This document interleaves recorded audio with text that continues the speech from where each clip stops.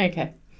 Welcome to Imagine More, the Imaginarium 2.0 podcast series highlighting indie publishing talent from around Australia. I'm Catherine, and today I'm talking to Brisbane author Kia Carrington-Russell. Kia published her first book in her teens and has delivered more than a dozen titles since. She has won multiple Australian and international awards. Her writing moves between genres and her unique story writing style has garnered her loyal fans all over the world. This year, her new release, The Shadow Minds Journal, has been selected for Australian Publishers Association for showcasing at Frankfurt Book Fair in October. We are catching up with Kia today in Brisbane Audiobook Productions studio and finding out more about her and her books. Good morning, Kia, and thank you for being part of Imagine More. Thank you for having me. So, a lot of your readers love your fictional worlds. How many do you think are yet to be written? I actually have a lot. I have another 40, and that's not just a number. I've actually got the skeletons of characters, of plots. Obviously, that's over multi-genre, so I'm going to go out to mystery, thriller, horror, children's books as well. So, still a lot in the works. Yeah. Got plenty of years ahead of me, though, so I'm excited. Sounds busy. What are your current published series, and which one do you think is your favourite? I hate this question. So I currently have my first series, which was the 3 Immortal Blades. That is young adult. Phantom Wolf series, also young adult. I then have my Escort series, which is contemporary romance. Taming Himself, which is erotica. And then I now have my new book coming up, The Shadow Minds Journal, which is a series itself. It's really difficult. My two I love them all for different elements. Obviously, the main characters bring just different atmospheres and different world buildings, but I think my favourite would probably have to be my new book at the moment, only because of the main character and the new world. But she's very, very dark, she's very twisted, and she's nobody's hero, but you love her at the same time, and it's just such a tormented world that she lives in, and I just really love delving into that and just ripping it apart, to be honest. So that's probably my favourite series. So do you think that maybe you like her so much because she's such a counterpoint to your own personality? Yes and no. I think because I can explore more things with her, like there's so many unrealistic situations that I have to justify and make it feel real that it's challenging to write, but also she can get away with anything. Like, I could do anything, and if I can justify it well and execute it, because of her personality, you expect that behaviour from her, and I really love writing a personality like that. It's just so bold and massive. Nice. Thanks. Do you think there would ever be a time where your fictional worlds might meet? So I do have one at the moment. So my Escort series, the characters in that, my contemporary romance, do roll over into my erotica series also. But there is a series coming up which has multi-dimensions. I'm not too sure it's available to connect with other worlds and other series. Not too sure yet whether I want to. I don't know, maybe I have to ask my readers and see what they want. Or maybe they'll comment. Maybe. And let us know what they think. Please be kind. So you travel a lot to conventions, Mm-hmm. and I know you love meeting your fans. What is it like meeting your fans? It's a very humbling experience. It's so, I read reviews and it's amazing seeing, people enjoying the work and what they enjoyed about it.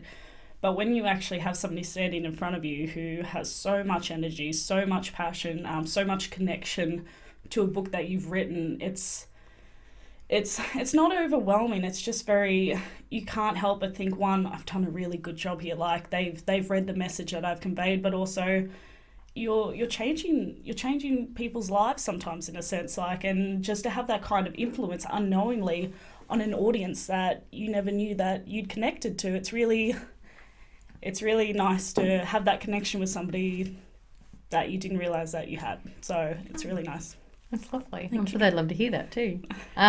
Do your fans tell you that they relate to any of your characters really well? I do get that often. So if they're going to enjoy the book, obviously they relate to some character in some way. You're not going to enjoy a book if you can't relate to it in any way. But I have had a few that have actually, I get teary quite often when I read people's reviews. And there was one lady, and I do appreciate when people contact me, you know, leaving a review is amazing, but when you personally contact me and explain to me why you enjoyed it and things like that. But there was one lady contacted me about a year ago before I went to America the first time, or second time, sorry, and she told me after reading Phantom Wolf, Phantom Wolf's a very dark series. It's much about, you know, death and bordering spirituality and stuff like that. This lady herself had actually almost died 2 years ago. So obviously herself and her family went through a lot in that. And she told me that she never realised how much she needed to heal until she'd read Phantom Wolf, and she actually cried for the first time in 2 years. Sorry. And that I was at my mum's house at the time, and I actually started crying reading that, because to influence somebody or to connect, to help somebody heal when I didn't realise that I was doing that with my writing is it's a very magical thing. So I do appreciate that, and I do get some of those, and it definitely makes my day.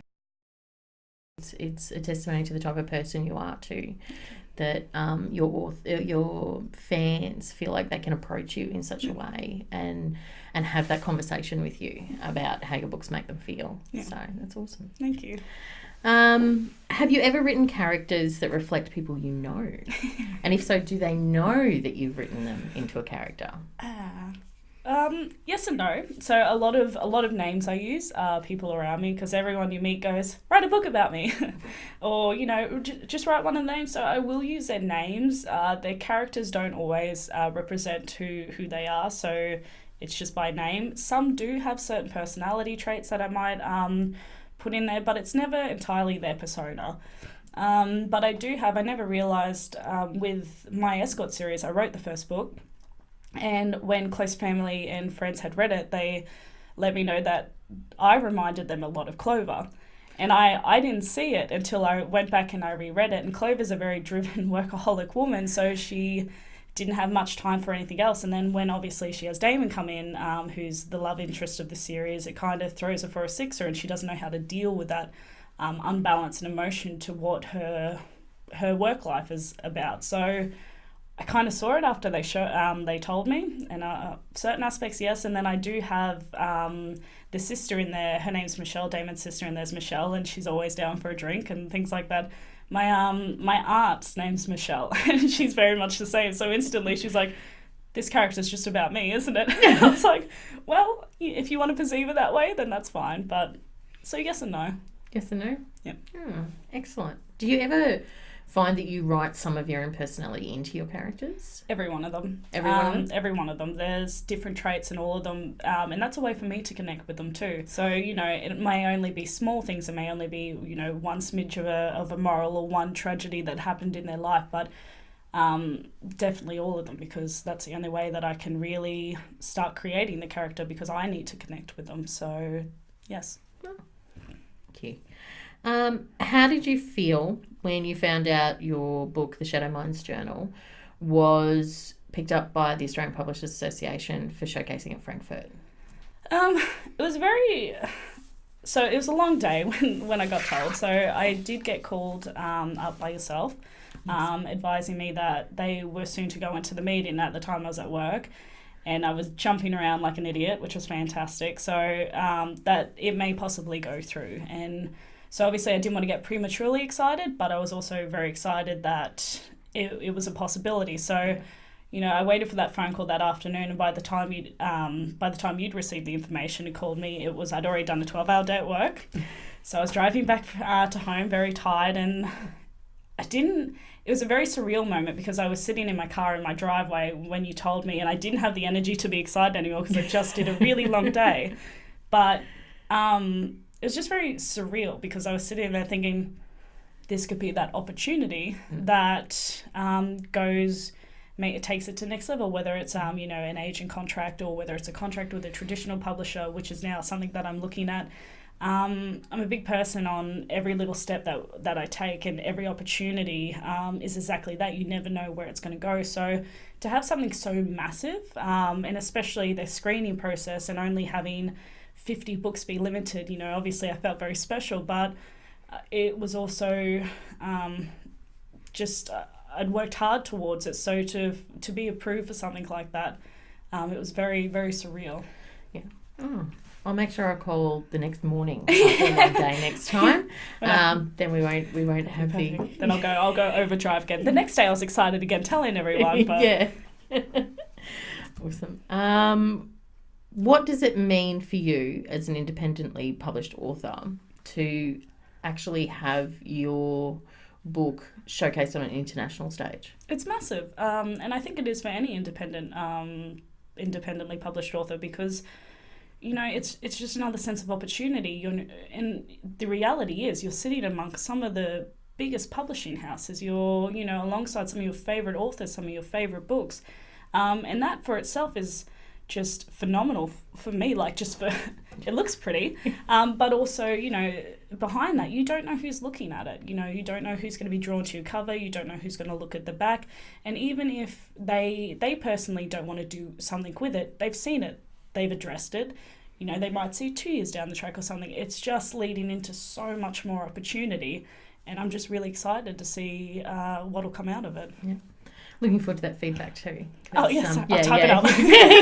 The APA is going to be, really on it with it. So it's not his first Frankfurt Book Fair. So I think we'll see some great success out of that for you. I hope so.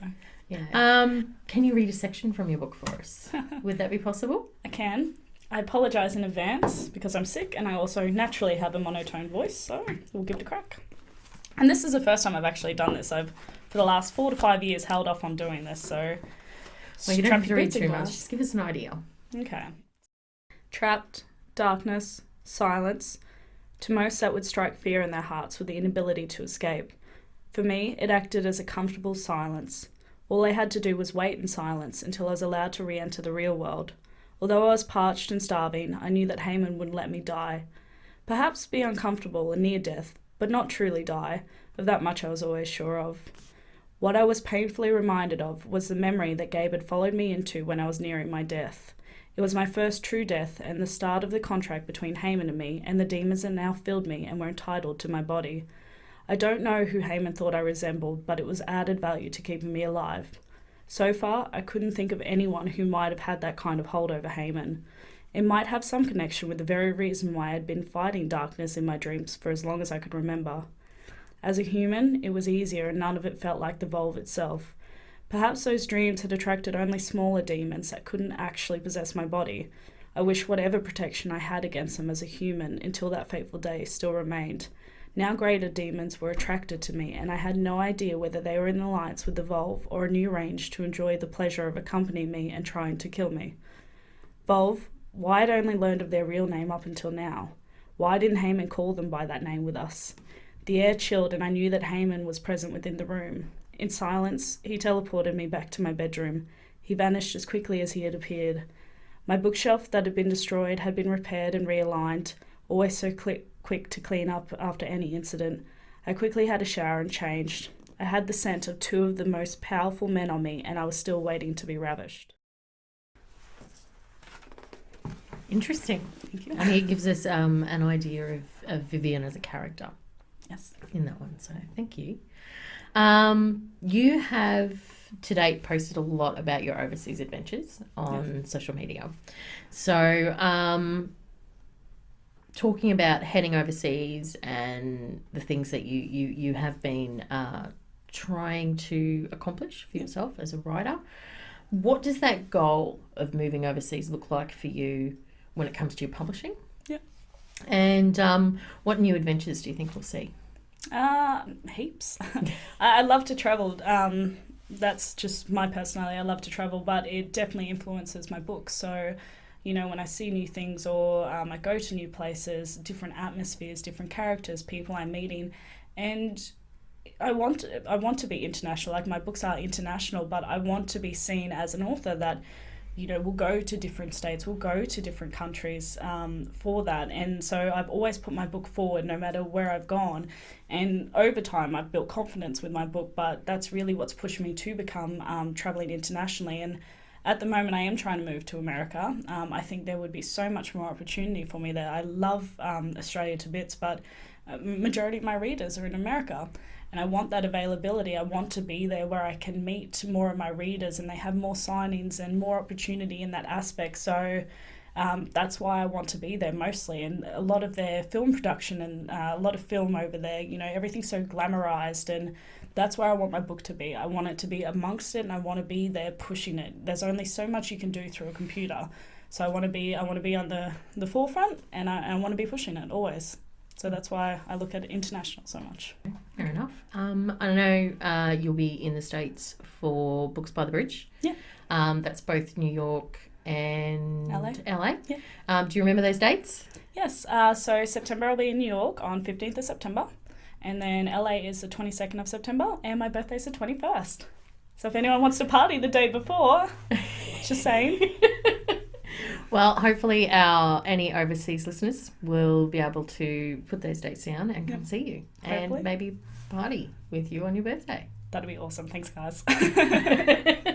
Well, it's been wonderful speaking with you, Kia, and I'd just like to say thank you to Simone from Brisbane Audiobook Productions for helping us make the Imagine More series a reality. We'll have more authors in the coming months, hopefully. Kia's books are available through Imaginarium 2.0 on our Instagram, Facebook and web pages. We would love you to check out all the links that will be in the description, as well as links to Kia's own webpage. Thank you, Kia Carrington-Russell. That's right. Thanks for having me. Thank you, guys. Awesome. Yeah, bro! Nailed it. Rocked it.